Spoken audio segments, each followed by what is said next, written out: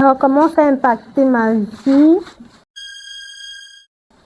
Dans les jours qui ont suivi, j'ai commencé à faire énormément de rêves, vraiment beaucoup de rêves sur le bébé, sur les bébés. Je faisais tout genre de rêves en fait, tout genre de rêves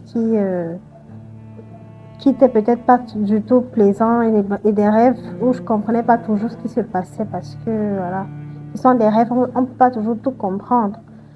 Mais quand même, j'ai fait une dépression et à la suite de ma dépression, je n'avais plus envie de sortir, j'avais pas envie d'aller quelque part, j'avais plus cette motivation d'essayer de me battre, de chercher du travail, de chercher à faire quelque chose. Même quand mon père me disait, ok, donne-moi ton dossier, je vais aller déposer quelque part pour que si, pour que ça, je lui dis, j'étais même plus par rapport à lui, j'étais pas par rapport à lui. Vraiment, je ne voulais rien.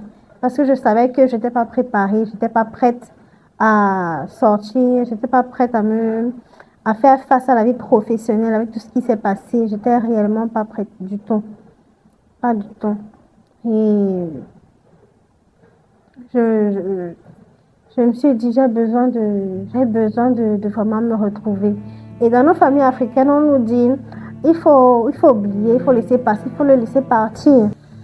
Alors, après la perte du bébé, oui, j'ai rencontré quelqu'un. J'ai rencontré une psy parce que ma gynéco m'a proposé de rencontrer une psychologue et tout ça. Elle a voulu m'expliquer beaucoup de choses et moi, je lui ai simplement dit, ok, je vais rencontrer une psychologue. Peut-être ça peut m'aider, peut-être. Donc, quelques jours plus tard, j'ai rencontré la psychologue et vraiment, la thérapie m'a pas du tout convaincue. Hein. Je suis arrivée, j'ai d'abord attendu la psychologue dans son bureau pendant peut-être 30 minutes, par là ou 40, un truc du genre. Puis elle est arrivée et aussitôt, on avait déjà fini. Si je me rappelle bien, on n'avait pas fait plus de 40 minutes. Hein. On n'avait pas duré. Pas du tout. Je veux dire pas plus d'une heure quand même, pas plus d'une heure. Tout ce qui a été dit, ça ne m'a pas du tout aidé. Ça ne m'a pas du tout aidé. J'ai pas eu cette impression d'avoir eu, d'être écoutée. Tout ce que moi je voulais en fait, c'est plutôt être écoutée. Donc, j'ai pas eu ce sentiment-là. Pas du tout eu ce sentiment-là et voilà. Je me suis dit, ça sert à quoi de proposer qu'on aille chez un psychologue si déjà le psy n'a pas le temps, ne fait pas le temps imparti qui t'a été donné pour te suivre, pour t'écouter, pour te conseiller, ce genre de choses. J'étais vraiment déçue. Vraiment, pour une première fois, j'étais réellement déçue. Et je me suis dit, ça sert à rien. Ça sert à rien de faire ce genre de choses. Autant se retourner vers la prière, autant se retourner peut-être vers des personnes qui sont là pour t'aider, pour t'accompagner et tout. Et en parlant de ça, oui, mais ma famille m'a beaucoup aidée. C'est vrai que j'étais pas moi-même facile à cette époque-là. J'arrivais pas à parler avec tout le monde. C'était pas évident pour moi, mais quand même, ma famille m'a beaucoup aidée. On essayait toujours de faire des sorties pour que je puisse sortir, pour que je puisse passer à autre chose. Mais bon, dans pratiquement certaines familles africaines, dans notre tradition, on nous dit il faut oublier ce qui s'est passé. Il faut passer à autre chose. Il faut pas se rappeler ce qui s'est passé. Faut pas mettre le cœur là-dessus. Il est parti, il est parti. Il faut pas bloquer le passage à un autre qui viendra plus tard. Mais ce que j'ai envie de dire, c'est que le deuil ne se fait pas en un jour, ni en 2 jours, ni en une semaine, ni en un mois. Le deuil, il se fait étape par étape. Et moi, mon étape, c'était que non seulement j'avais pas accepté d'avoir perdu le bébé, j'avais pas accepté que tout ceci soit passé. J'arrivais toujours pas. J'étais un peu traumatisée par la façon avec laquelle tout ceci s'est passé. Moi, en plein peut-être, je me rappelle encore 19 ou 20 heures dans la voiture sous, c'était glacé et tout. Et moi, j'accouche carrément dans la voiture et tout. Donc, c'était assez difficile. Et pour moi, je devais faire mon deuil comme je l'entendais. Je ne voulais pas écouter. Non, faut oublier, il faut laisser passer. Non, non, non. Moi, je voulais pas ça. Je voulais faire mon deuil comme j'entendais. Tout le monde était vraiment au petit soin, à l'écoute. Et petit à petit, j'essayais de me relever, j'essayais de ne plus pleurer, de ressortir. C'est vrai que c'était pas évident, mais j'essayais quand même de ressortir.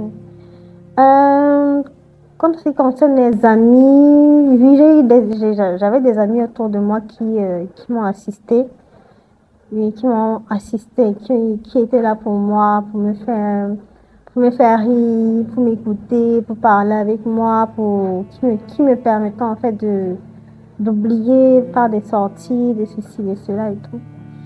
Et à un moment donné, je me suis dit, faut que je me relève, faut que je passe à autre chose, faut que je, je reprenne ma vie parce que perdre un bébé, c'est pas comme si je ne vais plus rien faire en fait. Voilà. Donc, je recommençais à postuler, je recommençais à chercher du travail, à chercher à faire des activités, tout ce que je pouvais trouver, je recommençais à tout faire, quoi. Je recommençais à me mettre, comme on dit, sur le marché.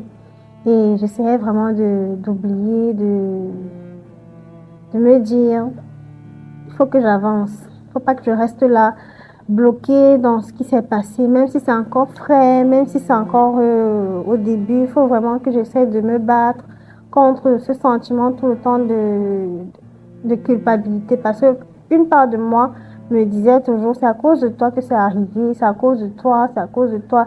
Et ce sentiment de ne pas pouvoir sauver, de ne pas pouvoir avoir pu sauver le bébé, ça va encore détruire beaucoup.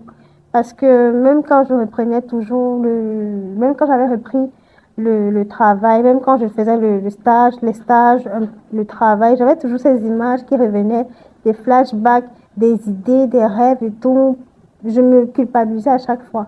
J'avais énormément de regrets. Je me disais, c'est à cause de moi. Si je peux dire, si pour répondre à votre, comme réponse, je dirais que oui, j'ai pu, j'ai pu me relever de tout ça. Et aujourd'hui, j'ai dépassé ce deuil-là parce que oui, effectivement, j'ai accepté que voilà, j'ai pu vivre quelque chose j'ai pu vivre ce drame dans ma vie. J'ai accepté que voilà, c'est une étape seulement par laquelle je devais passer pour apprendre, pour apprendre vraiment peut-être sur moi, sur la vie, sur les gens. Et aussi, ça m'a permis d'être encore plus forte aujourd'hui. Premier conseil, accueillir ses émotions sans se juger. Oui, parce que même si vous n'avez pas un psychologue, il est essentiel d'apprendre à reconnaître que ce que vous ressentez est normal. Votre tristesse, votre colère, votre sentiment d'incompréhension, tout cela est normal après ce que vous avez vécu. Ne vous jugez donc pas.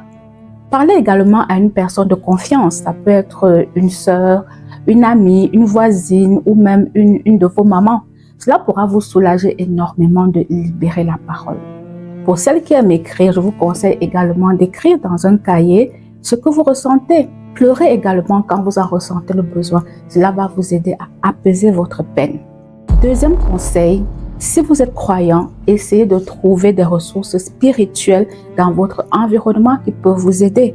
Ça peut être le fait de parler à votre pasteur, à votre prêtre, ou même de participer à des groupes de femmes qui ont vécu cette situation. Parce que la communauté aide énormément.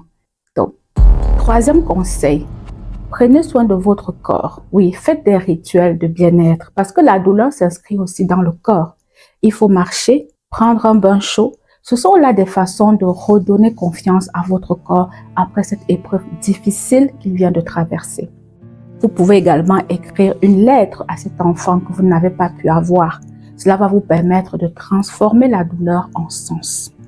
Une dernière chose que je voulais partager aussi avec vous, c'est le fait de fixer des petits objectifs. Par exemple, vous pouvez reprendre un projet personnel que vous avez laissé tomber avant.